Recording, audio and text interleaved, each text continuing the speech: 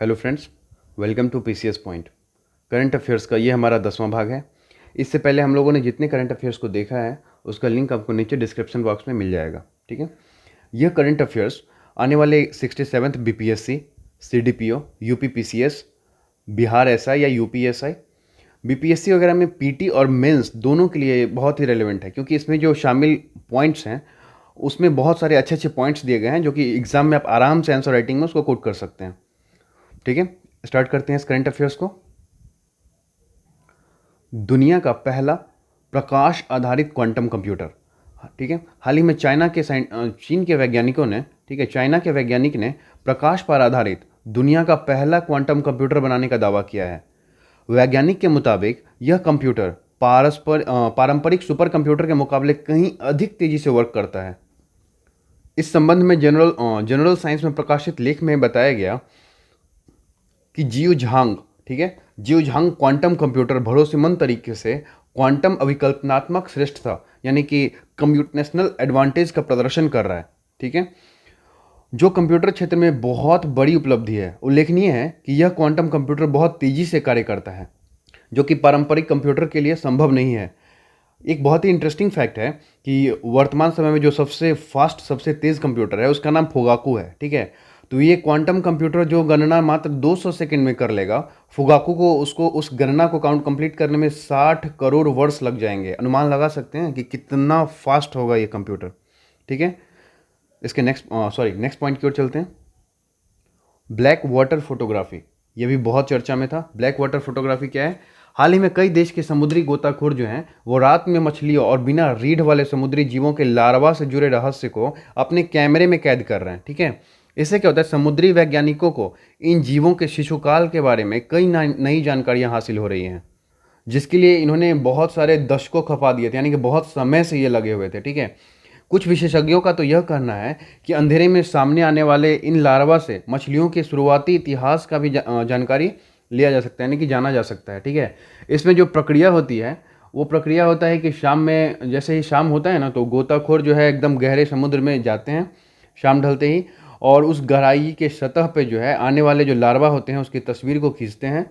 और उस तस्वीर को नॉर्मल ऐसे देखा नहीं जा सकता है, मतलब ऐसे वो लार्वा उंगली के नाखून के बराबर होते हैं, लेकिन इसको माइक्रो लेंस से इस तस्वीर को उतारा जाता है। ठीक है, उसके बाद ये काफ़ी दैत्याकार मछली के साइज़ का बहुत बड़ा हो जाता है। ठीक है, इसी प्रक्रिया को हम लोग क्या कहते हैं, ब्लैक वाटर फोटोग्राफी कहा जाता है।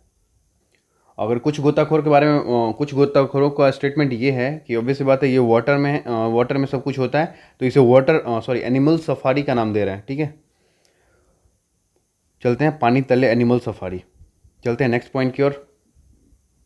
अमेरिकी भारतीय आर्टिफिशियल इंटेलिजेंस पहल जो है मार्च 17 2021 को भारतीय अमेरिका विज्ञान एवं प्रौद्योगिकी forum, Indo US science and technology forum, इसके द्वारा अमेरिकी भारतीय आर्टिफिशियल इंटेलिजेंस जो है पहल लॉन्च की गई है। ठीक है, इसका मुख्य उद्देश्य विज्ञान एवं प्रौद्योगिकी के क्षेत्र में भारत अमेरिका के पुराने संबंध को विभिन्न क्षेत्रों में, विशेष रूप से आर्टिफिशियल इंटेलिजेंस में आगे बढ़ाना है। ओके, अब नेक्स्ट पॉइंट, वाश पहल। वर्ल्ड हेल्थ ऑर्गेनाइजेशन की वाश पहल क्या है, देखते हैं। विश्व स्वास्थ्य संगठन वैश्विक समुदाय के स्वास्थ्य हेतु जागरूकता एवं चिकित्सकीय गाइडलाइन जारी करती रहती है।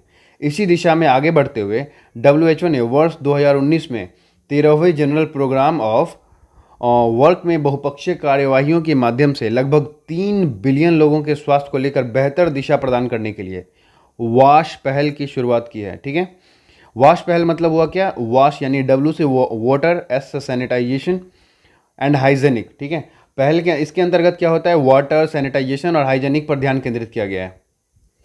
फरवरी 2020 में वाश की नवीनतम जानकारी BMJ ग्लोबल हेल्थ नामक जर्नल में प्रकाशित हुई थी, जिसमें यह बताया गया था कि भारत में वर्ष 2021 में इस पहल के अंतर्गत लगभग 295 करोड़ रुपए खर्च किए जाएंगे। इस पहल का मुख्य उद्देश्य स्वच्छ जल, सफाई एवं स्वच्छता द्वारा इन्फेक्शन से संबंधित सभी बीमारियों को दूर करना है। ठीक है, तो ये था वॉश पहल। चलते हैं अगले पॉइंट की ओर, टेलीमेडिसिन। ओके, टेलीमेडिसिन, कोरोना संकट के बीच में टेलीमेडिसिन तेजी से उभरा है। विदित हो कि टेलीमेडिसिन परामर्श इंटरनेट, मोबाइल फ़ोन, व्हाट्सएप इत्यादि के जरिए दूर बैठे चिकित्सक से लिए जाते हैं। भारत में टेलीमेडिसिन का बाजार लगभग 22,000 करोड़ का है, ठीक है, जो लगभग 20% सालाना की दर से ग्रोथ कर रहा है, धीरे धीरे बढ़ रहा है। ओके, चलते हैं अगले पॉइंट की ओर। भूरे कोयले से हाइड्रोजन उत्पादन ठीक है, एक जापानी था जो कि भूरे कोयले से हाइड्रोजन उत्पादन किया था। ऑस्ट्रेलिया उद्यम ने 500 मिलियन ऑस्ट्रेलियाई डॉलर, लगभग 390 मिलियन डॉलर के पायलट प्रोजेक्ट में भूरे रंग के कोयले से हाइड्रोजन का उत्पादन शुरू किया है। इसका मेन जो उद्देश्य है, इसका उद्देश्य था यह दिखाना कि तरलीकृत हाइड्रोजन का व्यावसायिक रूप से उत्पादन किया जा सकता है और इसे विदेशों में सुरक्षित रूप से निर्यात भी किया जा सकता है। ओके, चलते हैं अगले पॉइंट की ओर। डार्क फाइबर क्या है? ठीक है, ये डार्क फाइबर जो है वो क्या है? डार्क फाइबर एक उपर्युक्त ऑप्टिकल फाइबर है जिसे बिछाया जा चुका है, किंतु वर्तमान में फाइबर ऑप्टिक संचार में इसका यूज़ नहीं किया जाता है। जैसा कि हम लोग जानते हैं, फाइबर ऑप्टिक केवल प्रकाश पुंज के रूप में सूचना प्रसारित करता है, जबकि डार्क जो है, डार्क केवल उसको संदर्भित करता है, जिसके माध्यम से प्रकाश पुंजों को प्रेषित नहीं किया जा सकता। ओके, और अधिक बैंडविड्थ होने की आवश्यकता होने पर उसका जो लागत होता है वो पुनरावृत्ति से बचने के लिए कंपनियां अतिरिक्त ऑप्टिकल फाइबर भी बिछा रही है। ठीक है, कंपनियां जो हैं वो अतिरिक्त ऑप्टिकल फाइबर बिछा रही हैं। नेक्स्ट पॉइंट, नैनो मिसल्स के बारे में जानते हैं। नैनो मिसल्स का निर्माण तब होता है जब एम्फीफिलिक अणु स्वयं को एक गोलाकार संरचना के निर्माण के लिए एकत्रित करते हैं, जिसकी संरचना 5 से 100 nm व्यास की होती है। ओके, अलग अलग एजेंटों का उपयोग नैनो मिसल्स बनाने के लिए किया जाता है। हालांकि वे आमतौर पर सरफेस टेंट अणुओं के माध्यम से बनाए जाते हैं, जो गैर आयनिक और कैटाइनिक डिटर्जेंट हो सकते हैं। कुछ नैनो मिसल्स को लिपिड और डिटर्जेंट के मिश्रण से भी विकसित किया जा रहा है। ओके, लिपिड और डिटर्जेंट के मिश्रण से। चलते हैं अगले पॉइंट की ओर। अल्फा फोल्ड 2, ये भी बहुत चर्चा में था। नवंबर 2020 में गूगल की मशीन लर्निंग रिसर्च ब्रांच ने एक नया बेंचमार्क स्थापित किया। इस शाखा ने प्रोटीन की संरचना का एक निश्चित अनुमान करने में सफलता हासिल की। यदि यह प्रयोग अपने अगले चरणों में सफल रहता है तो यह डूंग की खोज तथा मूलभूत जैव अनुसंधान यानी कि फंडामेंटल बायोलॉजिकल रिसर्च के क्षेत्र में मील का पत्थर साबित होगा। इस निधि के माध्यम से प्रोटीन की संरचना को सूक्ष्म स्तर पर जांचा एवं परखा जा सकता है। ओके, इसके अलावा इस विधि के द्वारा कोविड-19 जैसी बीमारियों को सूक्ष्मता से जांचा भी जा सकता है। इसके अतिरिक्त एंजाइमों की संरचना के माध्यम से बीमारियों की परख जो है वो भी सुनिश्चित की जा सकती है। ओके, और नेक्स्ट पॉइंट, डीप फेक तकनीक। ठीक है, डीप फेक टेक्नोलॉजी क्या है इसके बारे में देखते हैं। डीप फेक टेक्निक जो है यह एक डीप लर्निंग और फेक का सम्मिश्रण है। ठीक है, डीप लर्निंग और फेक का मिक्सचर है। इसके तहत डीप लर्निंग नाम का एक कृत्रिम बुद्धिमत्ता यानी कि आर्टिफिशियल इंटेलिजेंस जो है, या आर्टिफिशियल इंटेलिजेंस AI का यूज़ करके एक मौजूदा मीडिया फाइल जिसमें फ़ोटो, वीडियो या ऑडियो रहता है, उसकी एक नकली प्रतिकृति तैयार की जाती है। इसके बाद आर्टिफिशियल इंटेलिजेंस के एल्गोरिदम का यूज़ करके किसी व्यक्ति द्वारा बोले गए किसी भी शब्द, उसके शरीर की गतिविधि या अभिव्यक्ति को दूसरे व्यक्ति पर इसको सहजता के साथ ट्रांसफ़र कर देता है। ओके, बहुत ही कठिन हो जाता है, जिसके बाद उसके जो फ़ोटो वीडियो पता लगाना बहुत मुश्किल हो जाता है कि यह असली है या नकली है। इसी को क्या कहते हैं? डीप फेक कहते हैं। ठीक है, चलते हैं अगले पॉइंट की ओर। मुक्तोश्री की फसल। मुक्तोश्री चावल की एक नई किस्म है जिसे पश्चिम बंगाल के कृषि विभाग के अंतर्गत चावल अनुसंधान केंद्र चिंसुरा एवं राष्ट्रीय वनस्पति अनुसंधान संस्थान लखनऊ के वैज्ञानिकों ने मिलकर विकसित किया है। ओके, इसको IIT 21845 यानी कि IIT 21,845 के नाम से भी जाना जाता है। चावल की यह नई किस्म आर्सेनिक प्रतिरोधी है। ठीक है, शोधकर्ताओं ने इस चावल के व्यावसायिक उत्पादन की भी मंजूरी दे दी है। इसके 7 जिलों के 83 ब्लॉकों में आर्सेनिक का स्तर जो है सामान्य सीमा से अधिक है। चलते हैं नेक्स्ट पॉइंट की ओर। अगला पॉइंट है गोल्डन राइस। ओके, देखते हैं गोल्डन राइस के बारे में। नवंबर 2019 में बांग्लादेश गोल्डन राइस की कृषि को मंजूरी देने वाला पहला देश बन गया। ठीक है, बांग्लादेश जो है गोल्डन राइस को कृषि को मंजूरी देने वाला पहला देश बन गया है। ध्यातव्य है कि इस चावल की किस्म को फिलीपींस स्थित इंटरनेशनल राइस इंस्टीट्यूट इसके द्वारा विकसित किया गया है। इस चावल की प्रजाति में विटामिन ए की भरपूर मात्रा होती है। उल्लेखनीय है कि इस चावल का रंग सुनहरा होता है, गोल्डन होता है, जिसके कारण इस चावल में मौजूदा बीटा कैरोटीन जो होता है बीटा कैरोटीन वर्णक होता है। ठीक है, नेक्स्ट पॉइंट, एंड ये बहुत इंटरेस्टिंग फैक्ट है। इतिहास में पहली बार सिर्फ महिलाओं का स्पेस वॉक हुआ है। ठीक है, अक्टूबर 2019 में जब अंतरिक्ष में एक नया इतिहास बना, जब सिर्फ 2 महिलाएं स्पेस वॉक पर निकली। इससे पहले कभी भी महिलाएं स्पेस वॉक पर नहीं निकली थी। आज तक ऐसा होता आया है कि जब स्पेस वॉक करने वाली टीम में से कोई ना कोई पुरुष अंतरिक्ष यात्री मौजूद रहा है। ठीक है, अंतरिक्ष यात्री क्रिस्टीना कोच और जेसिका मीर, ये दोनों अंतरिक्ष यात्री थी। क्रिस्टीना कोच और जेसिका मीर स्पेस वॉक करने वाली पहली महिला जोड़ी बन गई हैं। पिछली लगभग आधी सदी में किए गए सभी 420 स्पेस वॉक में पुरुष किसी न किसी रूप से शामिल रहे हैं, महिला नहीं रही है शामिल। नासा की अंतरिक्ष यात्रियां क्रिस्टीना कोच और जेसिका मीर ने नई इबारत लिखी और उन्होंने 5.5 घंटे तक स्पेस वॉक किया। अंतर्राष्ट्रीय अंतरिक्ष केंद्र में मौजूद सभी 4 पुरुष भीतर रहे, अंदर ही रहे, जबकि जेसिका और क्रिस्टीना ने टूटे हुए बैटरी चार्जर को बदलने के लिए वहां अंदर केंद्र से बाहर अंतरिक्ष में चहलकदमी करती हुई दिखी। Okay, next point, xenobots. Xenobots क्या है? जनवरी 2020 में संयुक्त राज्य अमेरिका के वैज्ञानिकों ने दुनिया का पहला सजीव रोबोट बनाया, जिसका नाम जेनोबोट्स है। उल्लेखनीय है कि इस रोबोट का निर्माण नोकदार पंजे वाले अफ्रीकी मेढक की कोशिकाओं से किया गया है। ये जो जेनोबोट्स है, ये बहुत अच्छा नाम है, इसको ऐड करके नाम दिया गया है, बताते हैं आगे। ठीक है, और वैज्ञानिकों ने मेढक के भ्रूण से स्क्रैप की गई जीवित कोशिकाओं को वापस तैयार किया है और उन्हें पूरी तरह से नया रूप दिया है। गौरतलब है कि इस रोबोट का नाम नाइजीरिया के एवं सूडान के दक्षिण अफ्रीका तक के उपसहारा अफ्रीकी क्षेत्र में पाए जाने वाले जलीय मेढक की प्रजाति जेनोपस लाविस के नाम पर रखा गया है। ओके, जेनोपस लाविस। विदित हो कि कृषि युग की शुरुआत से ही मानव जो है अपने लाभ के लिए जीव जंतुओं के साथ छेड़छाड़ करता रहा है और हाल के वर्षों में जीन एडिटिंग द्वारा कुछ कृत्रिम जीवों का निर्माण भी किया गया है।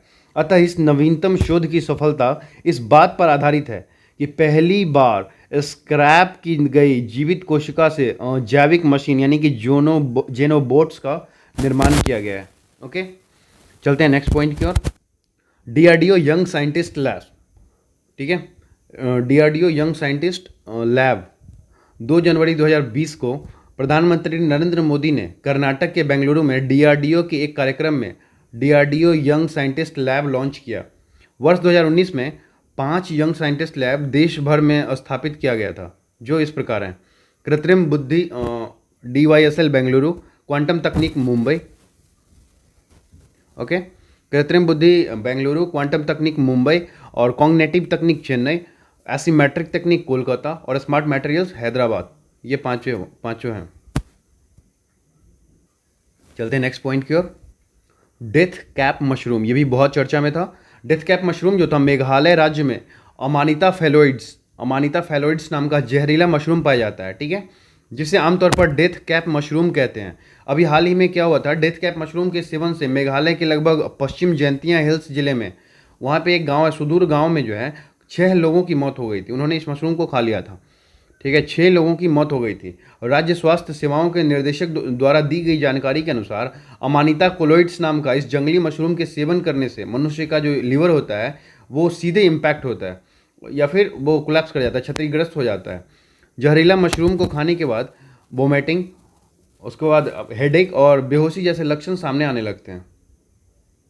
ओके, और नेक्स्ट पॉइंट काफ़ी इंटरेस्टिंग पॉइंट है ये। वैज्ञानिक संस्थान जो है इसमें मान बढ़ा रही हैं महिलाएं, यानी कि रितु कारिधल जो हैं इसरो में वरिष्ठ वैज्ञानिक हैं। रितु कारिधल चंद्रयान 2 की मिशन की प्रमुख रही थी। ओके, चंद्रयान 2 जो मिशन था उस मिशन की प्रमुख रही थी रितु कारिधल, और वरिष्ठ वैज्ञानिक भी हैं। रितु मार्स ऑर्बिटर मिशन की डिप्टी ऑपरेशन डायरेक्टर भी रही। रितु चंद्रयान 2 मिशन की शुरुआत करने वाली महिला के रूप में ख्याति प्राप्त कर चुकी हैं। वर्ष 2007 में इन्हें इसरो का यंग साइंटिस्ट अवार्ड प्राप्त हो चुका है। वे 22 साल से सेवाएं दे रही है। Okay, next, doctor Gagandeep Kang FRS royal society of London और American academy of microbiology institute के कार्यकारी निदेशक हैं। Doctor Gagandeep Kang. Next, doctor Tessy Thomas. Doctor Tessy Thomas रक्षा अनुसंधान एवं विकास संगठन defence research development organisation DRDO में वैज्ञानिक प्रणाली की महानिदेशक हैं, जो वर्ष 1988 से रक्षा अनुसंधान एवं विकास प्रयोगशाला में और हैदराबाद से जुड़ी है। विदित हो कि डॉक्टर यॉमस अग्नि 4 और अग्नि 15 अग्नि 4 और अग्नि 15 की प्रोजेक्ट डायरेक्टर के रूप में कार्य कर चुके हैं। Okay, next person doctor Chandrima Shah. Doctor Chandrima Shah भारतीय राष्ट्रीय विज्ञान अकादमी की पहली महिला अध्यक्ष बनने का गौरव प्राप्त हुआ है। ओके, भारतीय राष्ट्रीय विज्ञान अकादमी की पहली महिला अध्यक्ष बनने का गौरव प्राप्त हुआ है डॉक्टर चंद्रिमा शाह को। विदित हो कि वे पहले राष्ट्रीय इम्यूनोलॉजी संस्थान दिल्ली में प्रोफेसर ऑफ एमिनेंस हैं। उन्होंने भ्रूण प्रत्यारोपण के तंत्र पर बहुत काम किया है। Okay, next person doctor N Kali Mallavi. Doctor N Kali Mallavi वैज्ञानिक और औद्योगिक अनुसंधान परिषद केंद्रीय विद्युत अनुसंधान संस्थान की निर्देशक का पदभार संभालने वाली पहली महिला है। सीएसआईआर की जो है संभालने वाली पहली महिला है। उन्हें कोरिया के brain inspiring women scientist award से सम्मानित किया जा चुका है। ओके, कोरिया के brain inspiring women scientist award से सम्मानित किया जा चुका है डॉक्टर एन काली मल्लवी को। Okay, next point next person Anuradha टीके। ओके, अनुराधा टीके। Doctor Anuradha ISRO satellite centre में जियोसैट कार्यक्रम निर्देशक हैं। वे 1982 से इसरो को सेवाएं दे रही हैं। उन्होंने उपग्रह जीसैट 12 विकसित करने में बहुत महत्वपूर्ण भूमिका निभाई थी। ओके, आवर नेक्स्ट पॉइंट जुलाई 2021 में भारतीय रक्षा एवं अनुसंधान व विकास संगठन डीआरडीओ ने एक उच्च क्षमता वाले बीटा टाइटेनियम मिश्र धातु को विकसित किया था, जिसका प्रयोग एरोस्पेस संरचनात्मक फोर्जिंग में किया जाएगा। ओके, पॉइंट जुलाई 2021 में केंद्रीय पर्यावरण मंत्रालय ने राजस्थान के बूंदी में स्थित रामगढ़ विषधारी अभयारण्य को राजस्थान के चौथे टाइगर रिजर्व के रूप में मंजूरी प्रदान कर दी है। ओके, नेक्स्ट पॉइंट की ओर चलते हैं। लेमरू हाथी अभयारण्य छत्तीसगढ़ में स्थापित किया जाएगा। ठीक है, लेमरू हाथी अभयारण्य जो है छत्तीसगढ़ में स्थापित किया जाएगा। विदित हो कि इसे वर्ष 2005 में प्रस्तावित किया गया था और वर्ष 2007 में केंद्र सरकार द्वारा अनुमोदन प्राप्त हुआ था। नेक्स्ट पॉइंट हाल ही में महाराष्ट्र के नवेगांव और नागजीरा टाइगर रिजर्व में एक दुर्लभ मेलानिस्टिक तेंदुआ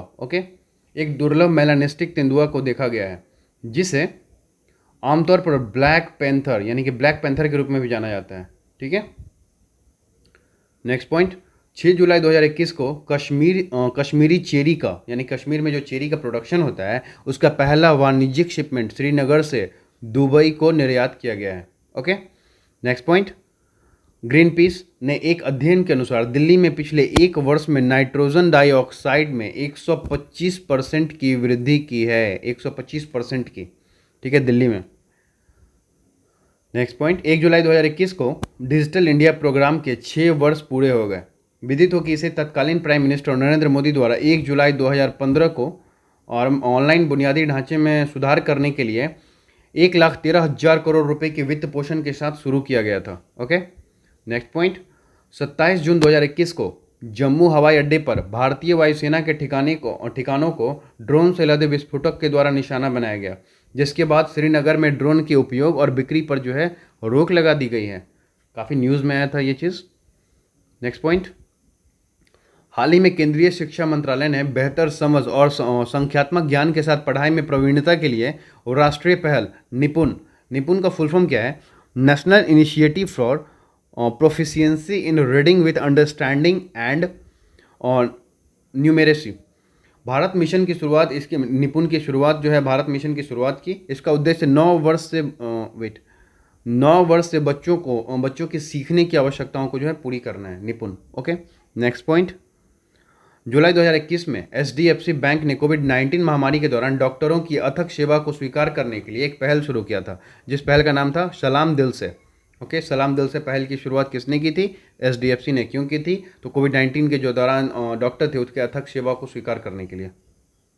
नेक्स्ट पॉइंट हाल ही में भारतीय सेना ने मशहूर बॉलीवुड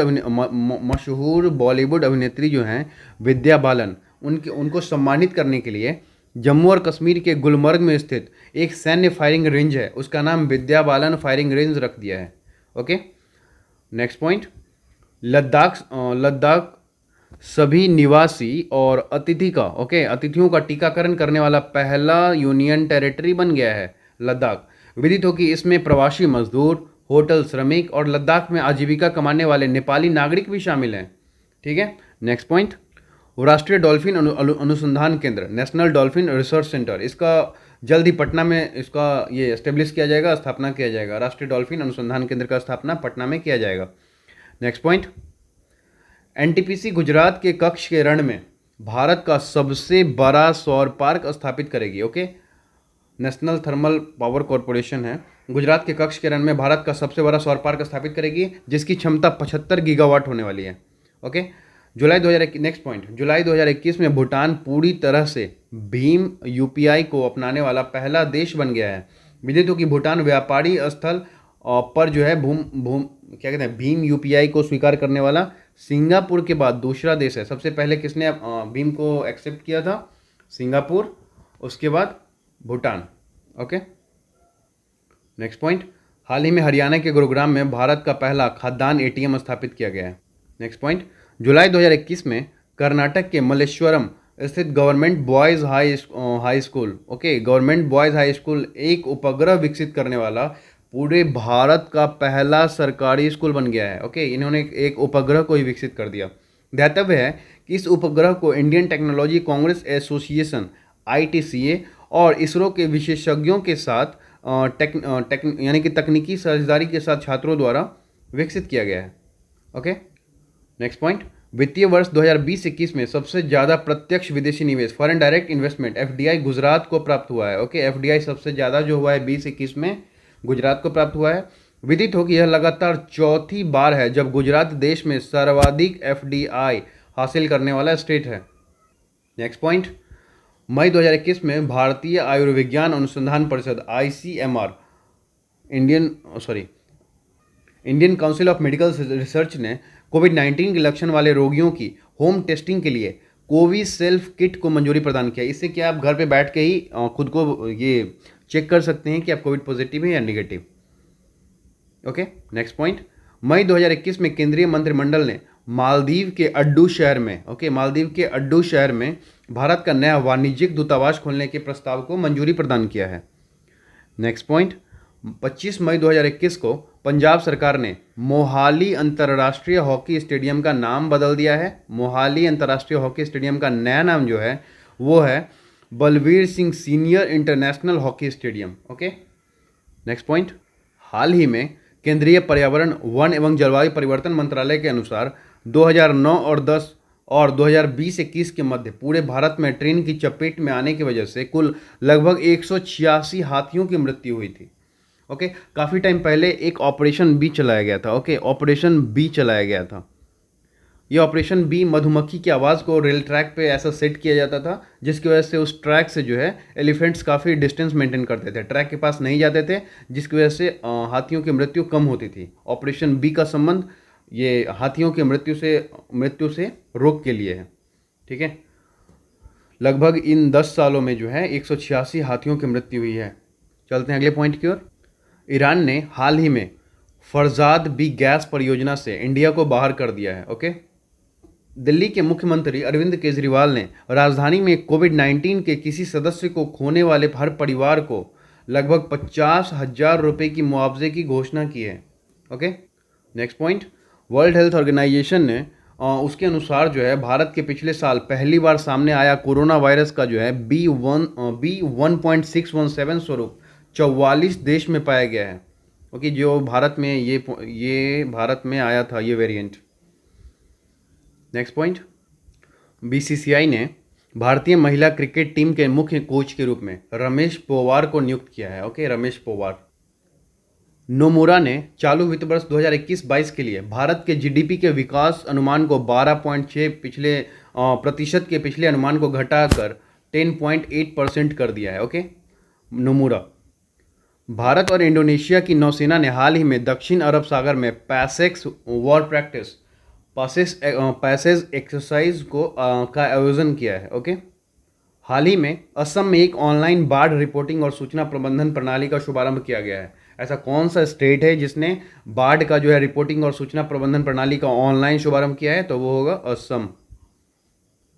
और रेटिंग एजेंसी मूडीज़ है। ओके मूडीज़ ने वित्त वर्ष 2022 के लिए भारत के सकल घरेलू उत्पाद यानी कि जीडीपी में वृद्धि दर का अनुमान को घटा करके 9.3% कर दिया है। ओके जल शक्ति मंत्रालय के अनुसार हाल ही में पुदुचेरी ने जल जीवन मिशन के तहत ग्रामीण क्षेत्रों में 100% पाइप कनेक्शन का लक्ष्य हासिल कर लिया है। ओके हाल ही में ट्विटर ने कोरोना से लड़ने के लिए भारत को $1.5 मिलियन, ठीक है, $1.5 मिलियन की सहायता राशि के रूप में देने की घोषणा की है। ओके तो ये थे हमारे आज के current affairs. Thank you so much for watching this video. मिलेंगे इसके नेक्स्ट वीडियो में।